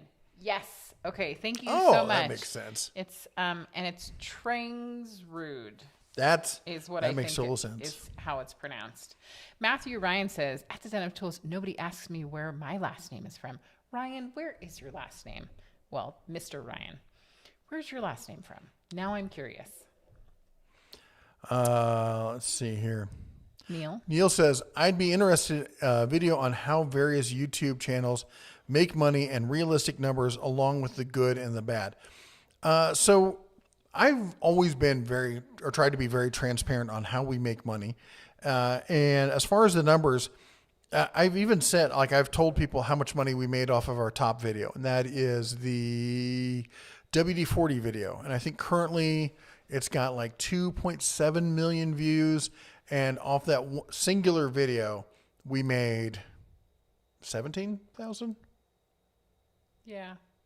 I think it was 17,000, which is hilarious because that was like, it was an idea I've had in my back of my head for the longest time because I keep seeing people use WD-40 like, oh, this thing's squeaky. I need to lubricate. I'm put WD-40 on it. I'm like, it's not a lubricant, dude. But they market it as a lubricant. They market it as all these other things. And I knew based on, what do they call that stuff? Oh, science, that it's not any of those. It's good as a cleaner and a water repellent and that kind of stuff. And so it was a last minute kind of thing. I was going to do this one video, but then it didn't work out. And I'm like, I'll just do that WD-40 video I've been thinking about. And I made $17,000 off of it. I have asked people on this channel, I did a whole poll thing, said, if you want, I will totally disclose 100% how much money we make on the channel, what we're doing. And the overwhelming response was, and this actually made me feel good because this is kind of a guy kind of thing, is it's your business. We don't care. We see you, you're honest, you're willing to be transparent. You're transparent about all your dealings, whether you have a contract, whether you got it for free, whether it's sponsored. And they're like, we don't want to hear it and you shouldn't talk about it. And I'm like, great, we won't. But what I will say this, because I do think YouTube is a great way for people to add income. If you already have a business, you're already doing stuff, YouTube, or even just if you're going to do shorts, don't do shorts on YouTube. Do it on Instagram.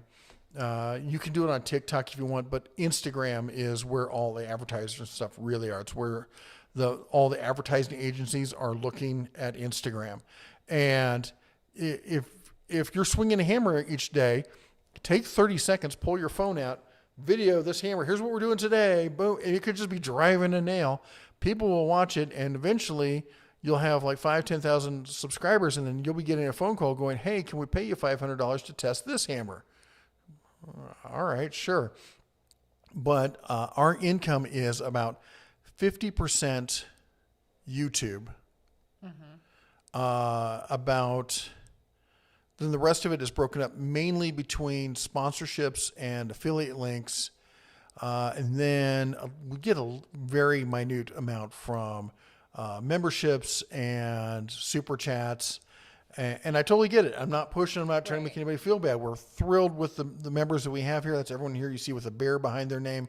But we don't push that because I don't want you guys to feel like you have to pay to get access, which is why I answer phone calls and emails from people all the time. I'm constantly getting emails. Hey, I know you talked about this in the video, but I'm thinking about buying this thing. Do you really think I should do it? Yes, I did a half-an-hour video telling you this is the one you want, but yes, let me answer that email. I'm teasing. I'm just teasing. And then we also still make money from book sales. That's the other thing, self-published kind of stuff. And do we have any other sources of income right now? I think that's it. Renting out the children. That's really not going Labrador well. rides. I've been meaning to tell you, we're not making any money in that. No, that sucks. Going back to what you were saying, though, for people that are maybe just starting out or thinking about doing it, just film yourself. Just film yourself doing it. I understand it's like nerve-wracking and you feel weird and talking and I feel like I sound weird or my hand looks weird. Just film it. No one says that if you film it, you have to commit to posting it. But just film it. Just have content. Just do it. Just do it. And everybody is ridiculous in the beginning. 8 years ago, I posted my first video and it was stupid and ridiculous. Actually, my first video I'm pretty proud of, and that's the trailer review, driving to Montana and back, and it was mostly shot on a GoPro, a little bit on a cell phone. Lots of kids, and just life. And I really liked that video. Mm-hmm. The next 2 years of videos were terrible, but that video was pretty good. That's how you learn, is you do it. And we also have left them up so that you can see exactly what we look like in the beginning.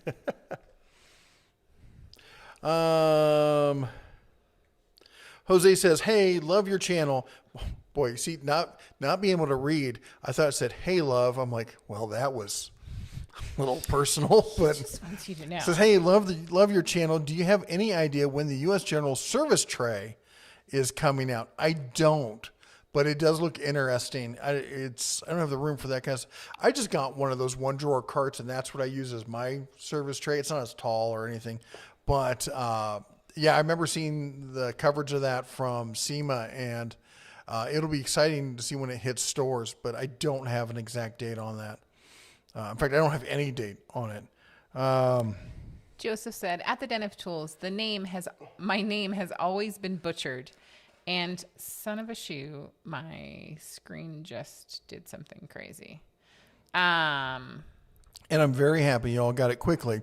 Thank you. I'm big on making sure names are right myself, so I get it. She's big on getting names right. If you've seen me review any products, you'll know that I'm usually like it's pronounced blah, blah, blah, or maybe not, or something else, or I have no idea. I'm terrible with pronouncing names, so. I just want to know if I did it wrong. And the names are cool, so I love hearing how they're actually supposed to sound. Rich asks, for a DIY welder, is it worth investing in an argon CO2 tank? That's entirely dependent on the kind of welding you want to do. If you're just going to do super basic welding, then just get yourself a stick or a flux core. You know, it depends on what you're welding, how often you're going to be welding it, whether you want to buy it or whether you want to rent one. You know, that's the problem around here is they really, all the gas providers really push you into renting their tanks. Because if you buy a tank, they're like, well, when was it certified? And do you have a certificate of certification? And blah, blah, blah. And, oh my gosh. And they will give you a hard time. They're like, but you could rent one right now. And I'm like, I don't want to rent your damn tank because I weld so infrequently. Yeah. Trucker Deals. Thank you for joining and becoming a member. I have to say, I am intrigued. I'm guessing that you have your own channel that I'm going to have to go check out because I like trucks. Yes, So yes, she does. thank you for joining. Super appreciate it. Welcome to the den. The Wohawk says, I had to replace the gun on my titanium Easy Flux. New one is from Yes Welder, and I'm currently burning Yes Welder wire. It's pretty good so far. There's a little feedback. Joseph says, thanks for your input. I'm just not trying to spend a lot to get into something I may not use more than DIY or small bits here and there for projects. Thank you. Money is more than the best M. I don't know what that means, but I'll take your word for it. And no worries. And if you ever want to follow up further, you can always email me at red@denoftools.com, and I'm happy to, have a longer discussion about that kind of stuff. Money is more, it's not M, it's RN for right now. Oh, yeah. You see? Between the two of us, occasionally we can read things correctly. I need like a magnifying glass to go on my screen here. And Lawn Care Master says, are you still driving the Dodge Diesel? Yes, I am. Is this about the part we're going to talk about? There's a recall. I'm not sure if mine has a recall. It has to do with whether it has a single sensor or a dual sensor. Not sure whether I have the dual sensor. Can you hand me your phone? And and honestly, I'm not going to get the recall done until I'm sure what they're doing on the recall. Yeah. Because I live in Montana and we don't have smog. Try this DIY. It says, thanks for the life walkthrough. I was wondering the same thing. No worries. As I said, I try to be very open about everything we've done. And you get a lot of people make claims like, well, you can't talk about, mechanics schools because you're lying about being a full-time mechanic. I'm like, I have never said I was a full-time mechanic. Never, not once. I will tell you that I have extensive experience in understanding product testing and analytical systems used in that because of everything that I've done in the different careers in my life. And in that we don't just go off of our feelings. I'll get somebody who I use this Snap-on wrench and it's the best wrench ever. Great. How do you know that? Because I've used it for 20 years and it's the only wrench I've ever used. Do I really need to explain to you how that does not equate to the scientific method? You've used one set of tools and, buy the best, buy once, cry once. I'm like, and people love that. They love to say something. I'm like, you do realize that's a marketing slogan, right? From like the 40s or 50s. It was a marketing slogan they came up with to get you to spend more money. Radio Shack did the same thing when they made the new high-end phones that had circuits rather than the regular kind of boards in it. And so the phones weren't as heavy. And people were like, well, these feel like they're super cheap. So they put steel weights in the phone, all right, and then raised the price on them. Just because you raise the price on something doesn't make it the best thing out there. And just can't get some people to understand that. I think the diamond market did something very similar. Yeah. Well. Yeah. Where was I? Halen Wolf. Halon. I'm excited to announce that I will be taking part and streaming in the 30-hour gaming challenge for soldiers' suicide prevention. More details to come. Very cool. 30-hour gaming challenge. I am going to pass on that. Not on watching it. You mean participating. I'm not going to participate in it. I will definitely pop in and say hi. But I did my 24-hour challenge. Was it Amazon Prime Day? Yes. Oh, that was terrible. Well, we learned some things. Don't do it. I actually had fun. It was a lot of fun. The problem is we both have this problem with random insomnia.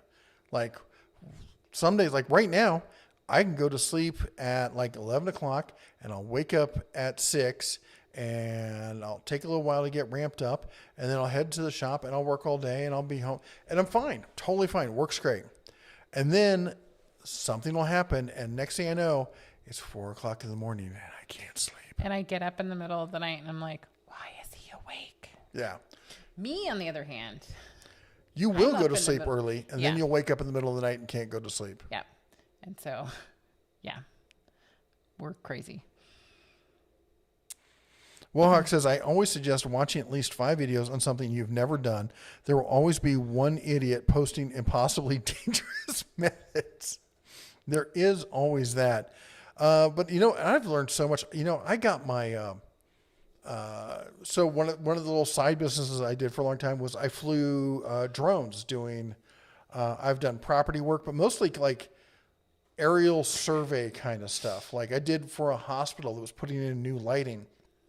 And so I had to do, it was funny because they wanted me to do a night flight to review their parking lighting situation.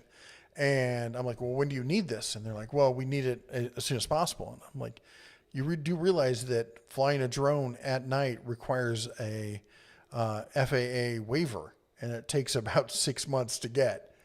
And they're like, oh, no, we didn't know that. They're like, their other option was to hire a helicopter, and the helicopter was going to cost them like $15,000 to do the same thing. So I just waited until a really overcast day because I could fly half an hour before and half an hour afterwards. And I waited for a really overcast day, and I took off right at half an hour before. And I shot the angle so they were shooting like the sun was coming up from behind me. So I was shooting away from the sun so you weren't seeing the glow of the sky in the background. And it looks like it's the middle of the night. Oh, and I added some ND filters. So it looks like it's taken at midnight. But anyway, you have to get you have to pass a pilot's exam to do that. And I got everything. I didn't have to pay for any courses. I learned all from watching probably, 5 different YouTubers. Each one taught me a better aspect of each part of it. You missed 2 comments. No. So if you go 2 back from Wahawks. And before you say that one, oh, wow. Matthew Ryan has been a member for 12 months. Thank you. Happy 1 year. 12 months. We should break out the whiskey. Want some whiskey? Okay. No, thank you for me. Mater's Workshop has been a member for 43 months. Wow. Holy cheese and That crackers. is awesome. Thank you. Thank you. Old School says, how do you keep ice and snow from packing into your rims and ruining your brakes during a big ice storm. We don't have that problem here. It's so cold, and we're at elevation like nearly 5,000 feet that we don't. All the snow we get is super light and fluffy. Very seldom, like only after it's sat for a day or two will it get to the point where it's that typical kind of wet snow. Yeah. But like it's like styrofoam. And we don't generally get ice storms. Knock on wood. I said generally. I'm just, don't want to tempt anything. And Dustin says, rounding out our first tool chest, any weird, odd, or unique items that are super useful I may not be considering. For instance, I keep Vaseline in my truck for seals so they don't freeze. I think that's awesome because seals can get really cold in the winter, and especially if they're not in water. Jeffrey. Oh, dad jokes. Got to do them. He's all mine, folks. Weird things. Zip ties. In fact, I keep a packet of zip ties bent in half with a roll of gaffer tape. I know everyone's like, duct tape, you gotta get duct tape or whatever. And duct tape is great, but it can do a lot of damage to things. Like I've had duct tape put on a car and come to tape something like a broken window. You put plastic on it, put duct tape on it, peel that duct tape off, and the paint can come with it. Gaffer tape, which is used in the theater and video and entertainment industry, is a fabric-based tape that is somewhere between duct tape and blue tape. And actually, I find it many times better than blue tape for coming off, but it also adheres really well. And so I keep a roll of that in there. What about old school, like a bar of soap? If you get a hole in a tank, like the bar of soap. You're making a face at me. I am making a face at you. Super glue? Yeah, super glue is definitely. I keep a epoxy, a brand new tube of epoxy at all times, and like a 2-part. And what else is an obscure thing that I keep with me at all times? Well, I have a diesel, and so I keep. It's not carb cleaner per se, but there's a turbo cleaner that you can spray in. So if there's if I'm pulling something and somehow I get some soot build up, all of a sudden I can blow that through there.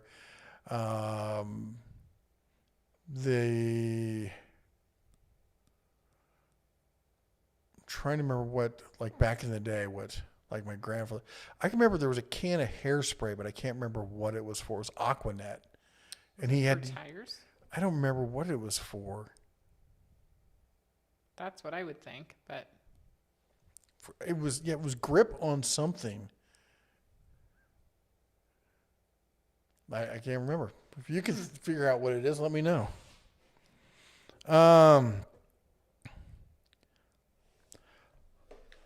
says current HD management is only concerned about shareholder value. That there is, and that's part of the problem when a company goes public, because when you go public, it's you lose that long vision. You have to, and everything becomes the next quarter. I was actually just having this discussion with some idiot who was like, Harbor Freight tools suck. You know that because they don't cost as much as the other brands. You can't sell a quality tool for less than Milwaukee does. And I'm like, and the only reason they can do it is because they cut corners. I'm like, that's the dumbest conspiracy crap I've ever heard. You're just assuming they're cutting corners because they're selling it for cheap. Couldn't possibly be because they're vertically integrated and there's no middleman and they're privately owned, so they don't have to maintain the same kind of level profit margins when they're rolling new stuff out because they don't have to answer to shareholders. I mean, that's just business 101, but you're right. It's probably the conspiracy theory. We are super behind. Yes, you are. Let's see here. Any trucker deal says anything new coming to Harbor Freight? Just saw the DeWalt and Milwaukee have a lot of new tools coming out. We got the new ratchet for Bowers coming out soon. There's going to be a bunch of they're going to be expanding the Hercules line with more brushless tools. Hopefully brushless 12-volt tools as well. The entire the benchtop stuff, all the benchtop stuff is getting revisited. And I can't remember what else is going on. Anyway, Halon says, no, they won't, because Menards is carrying Metabo and Bosch and currently are expanding their lines. Metabo, that's the other one I forgot. And Matthew says, Hy-Vee's also in northern, at least Nebraska, Missouri, one in Wife's college town. Glad to see them expanding finally. Halon says, Hy-Vee can't survive in Ohio. We have Kroger's, Myers, Whole Food, Lucky's, Walmart, Aldi's, Save-A-Lot. I remember Save-A-Lot. And that doesn't include Sam's, BJ's, and Costco. Myers, that's a store I miss, having access to a Myers. Red Headliner says, Menards has Masterforce, Bosch, Works, Metabo, HPT, and Skill in store by me. That's awesome because, they're getting Metabo HPTs looks like they're getting kicked out of Lowe's. He says, I worry about buying a store brand due to limited availability / sales and concern if they ever go out of business. I get that, but I mean, at this point, Cobalt and Masterforce have been around for a while, and they're both built by Chevron, who's one, the number 4, I think it is, in tool manufacturers. So I don't think Chevron's going anywhere anytime soon. Brabblemaster says, I hope they don't leave. All my tools are 18/36 volt Makita and a few Ribes mixed in. Evolved from Earth says, hey, what's up, y'all? Neil says, gotta run, but see you on the other channel later this week. We'll see you there. Have a good night, guys. You too. Good night. Evolved from Earth says, is Flex, Festool, or Hilti the best on cordless tools? It depends on what you're doing. If you are like a master woodworker, carpenter type, I can totally see cabinet makers, Festool. Festool just has amazing stuff. Hilti is heavy duty construction. That's why you always see them at World Concrete, stuff like that. Again, Hilti is the guys who use Hilti seldom buy their own tools. They're usually provided by the company, and it's all about, and they rent the tools because it's all about the service. Festool is much the same way. Flex is you're buying your own tools and you want a lifetime warranty and you want a lot of power. That's why you go with Flex. Evolve from Earth says, since it's still winter, you should try Johnny Walker Green Label. I know you're not a Scotch fan, but this one is good. No, it's not. It's absolute trash. I've had Johnny Walker Red. I've had Johnny Walker Green. I've had Johnny Walker Blue.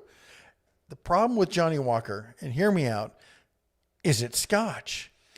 And I'm an American, and I drink American whiskeys. Thank you. With an E, like the way it's supposed to be spelled. Yes, I'm being an ass, and I'm giving you a hard time, but I'm not a Scotch drinker. And yes, I've had all of those. Evolved from Earth, I do feel like you recommended this before. Not that it's bad. And I'm glad that you guys see what I'm working with here. Don says, crazy chicken. Why did the chicken cross the road? That was probably really loud. That was really loud.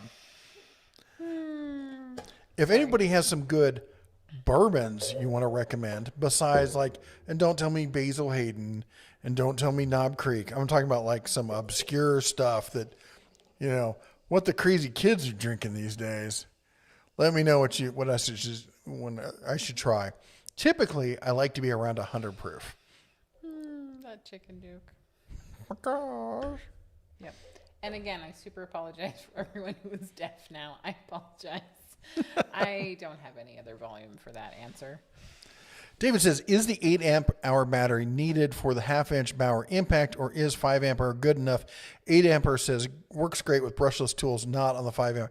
You do not need the 8 amp hour. Now the 8 amp hour will give you a bigger power swing, but I don't know how much performance. I've got the 8. I've got the Impact. It's almost like I should try this. But that said, the 5 amp hour is like your daily driver for impact wrenches. I think you're talking impact wrenches here. because you said half inch. And so, yeah, I think it'd be just fine with the 5 amp hour. That 8 amp hour is a big battery to lug around all the time. Where's my mouse? It's because I'm sitting close to you. BD Slim, anyone saying anything about Harbor Freight about a track saw? Yes, me. And I've been saying it to them for years. I've been begging Harbor Freight for a track saw. There's going to be one. The question is, how long is it going to take? I'm going to say 2 years at this point. Hiram Buffington says, hey, you got any plan ahead for what you want to buy Red Bear when it's in a different local store? And yeah, people have heard of you guys all the way in New Jersey. Really got to plan. Oh, we got to plan what you want to buy ahead when you're in a different store. Yeah. Yeah. David says, I got a bottle of Gentleman Jack that I need to start consuming. It's a nice sipping whiskey. I don't know what that little icon is, but it's cute. It's like eyeballs with feet. Eyeballs with hands? Wolfmer says, after spray painting my Honda truck, I decided to camo it out today using Vegas plants. Like yeah, khaki and earth brown. It looks amazing. Jurassic Park. You got to send me a picture. You can't just tell me about it. You got to send me a picture. You had a video. I thought he said he had a video. Oh, maybe it was somebody else. But let me know if you have a video because that would be awesome. That would be cool. But he said Honda truck. That's what I should do. That would drive the guys up here crazy. Get a Honda Ridgeline, jack it up, LS swap it. They would lose their mind. Anyway. You need to read Brian's comment. When he said, you need to get a jacket like Vincent Price. Oh, I miss Vincent Price. When he used to do his shows, he had a smoking jacket. Oh, I remember that way back in the day. Mohawk says, Cask and Ember should have a warm candle fireplace lighting. I think you want that warm old school library den vibe. Even green screen shelves of books in the background. The books are a great idea. So watching, yes, I do watch TikTok from time to time when I'm stuck somewhere and have time to kill. And there's this whole thing, this book talk thing, people talking about books. And there's this girl, she's in like her living room, this huge bookshelf with tons and tons of books. And the other person's like, wow, I can't believe you've read all these books. And she's like, read all these what? She's like, these books. She goes, oh, you mean shelf trophies. And they're shelf trophies for all the audio books that they've listened to. I looked at my Audible account today. Do you know how many books are in my Audible account? All of them. All of them. Over 1,500. Yep. All of them. I used to read a lot, and now I don't have time to read, but I listen to books when I drive. And when I used to actually work for a living and commuted, I listened to a lot of books. I got to tell you, my commute now rocks the freaking Casbah. I can get home in under 5 minutes. It's awesome. I do a version of that. It's called YouTube. I just stick it in my ear and I listen. It's not always books. Let's see here. YouTube says, at the dinner tools, I'm super excited to go to school tomorrow. I'm lying. Yeah. I hear you. Sorry. Red Headliner says, I just saw a small festival display pop up at my local farm and fleet store. As for bourbon, check out Smoke Wagon. Oh, I've heard of that. I'll have to check that out. Festool, if you've never test driven a Festool tool, you got to do it because they're like butter. You'd be amazed. I have no idea where you went. You're not even close to where I am. So I think I'm literally sitting there. Then fill in and read the ones I missed. Jake E says, at the Den of Tools, just buy a new 2.0 Yamaha. They're really good receivers. Classic, in fact, but they've added Bluetooth functionality. Yeah, but they don't have the vibe. We're going for the vibe. I'm either going to go with like an old school retro receiver because I have a Pioneer, I think it's a Pioneer, but a turntable to go with it. Mm-hmm. Or I'm going to go with those little micro new school amplifiers with a really kind of super high techy kind of thing. What? I can't see you doing that. It's a gadget. It plugs in. It takes batteries. It goes beep. Yep. I have a problem. Yep. Joseph says, at the Den of Tools, I have a Heineken electric fireplace. Would send it to you, but it doesn't exactly match the bourbon vibe.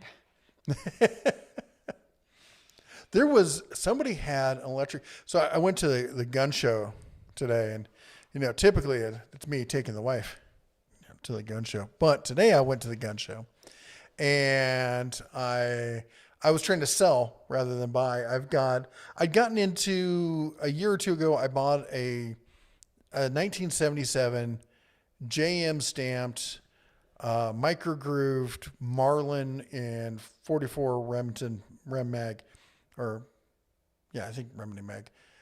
Anyway, 44, and I was like, I'm gonna do the whole pistol caliber carbine thing. I'm gonna get a revolver to go with it, and I never found a pistol I liked, and I realized even if I had it, I'll never shoot it.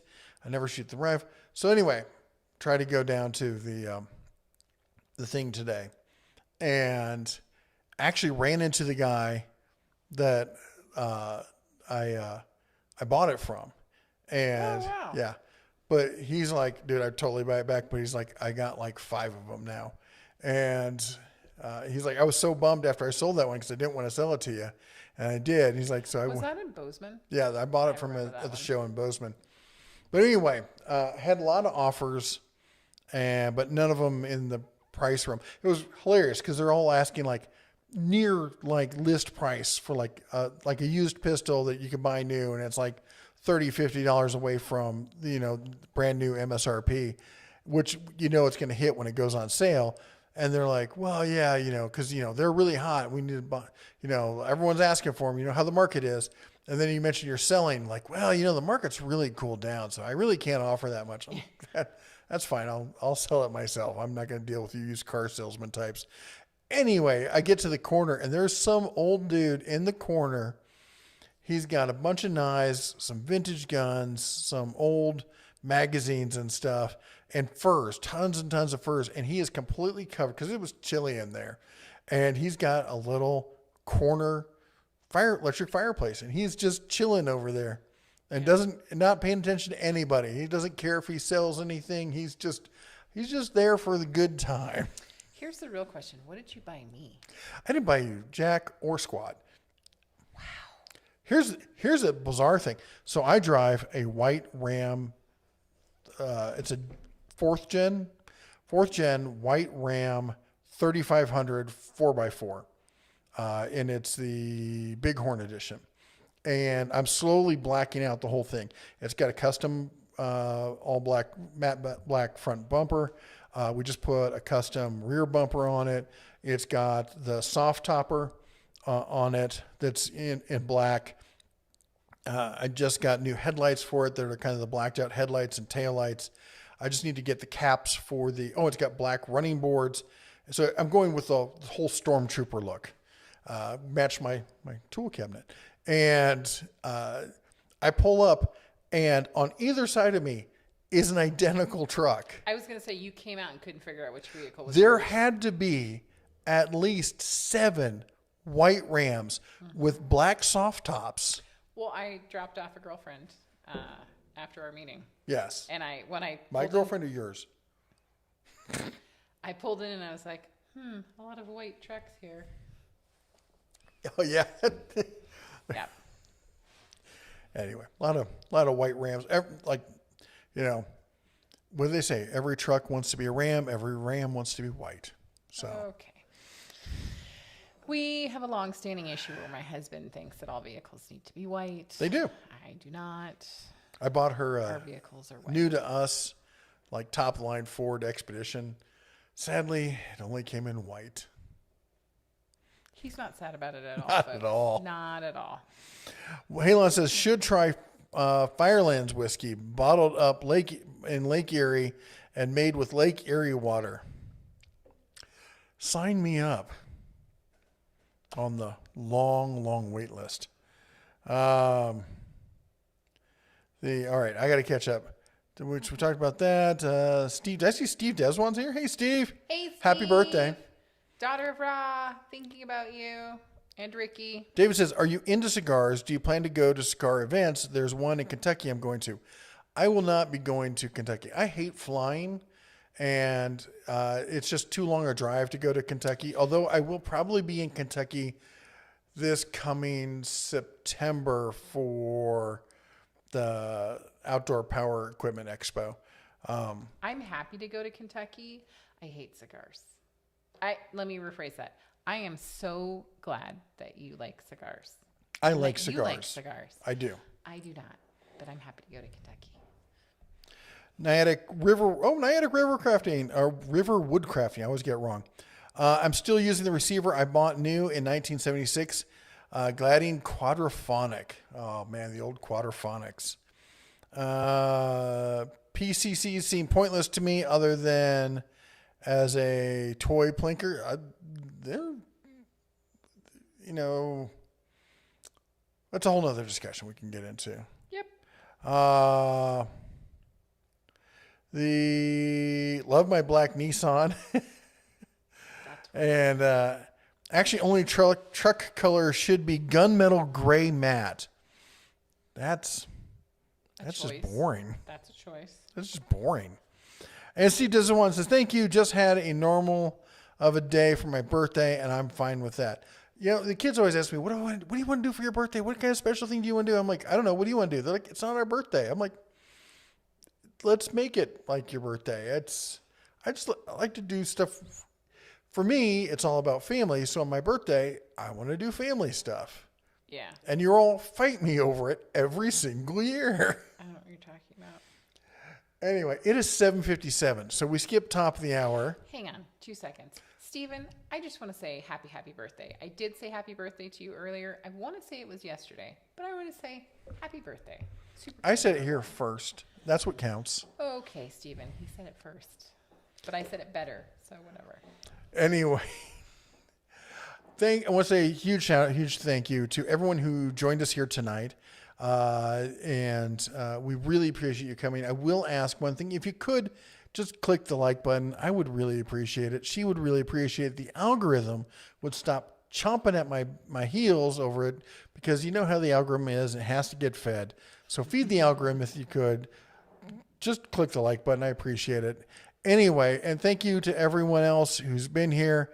I don't think we had any super chats tonight, did we?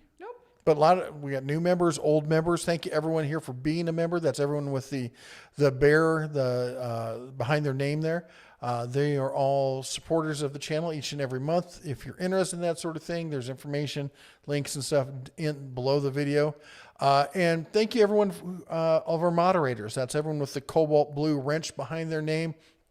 They help keep me on track, or at least attempt in vain to do so. I admit that we were at the meeting today. Jake and I were talking about tangents. I'm like, I'm so bad I put tangents on my tangents. I just get lost in my tangents. And I'm just a squirrel. I'm like, what? Yeah. Anyway, we really appreciate you helping keep us on track and being part of the channel. Many of them are content creators in their own right, have great channels. And go put a link down if you are one. Put a link down in there. And another way you can help support the tool community is going and checking out some of these other channels. I know Mater's got a channel. Wohawk just recently started posting some stuff. He's got the Harbor Freight tool haul he did recently.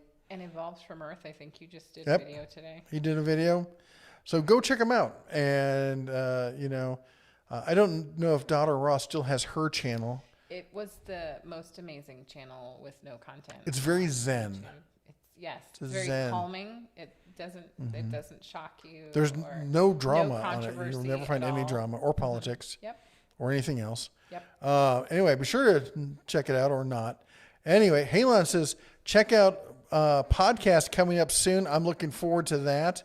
And then, of course, we got our podcast, or my podcast, on the other channel, Cask and Ember. That's CASK, like a cask of liquor, and Ember, aka cigars, where we talk cigars and bourbons and whiskeys and whatever else comes to pass. That's Friday nights at 7, I think. Mm-hmm. We're going to be booting back up the whole geek health thing. Yep. And who knows what else is going to be going on around here. Anyway, thanks for joining us. You all take care. God bless. And as always, shine on. Did I cut you off there? Was there something you wanted to add? Nope. All right. I love you. We're outie. See ya.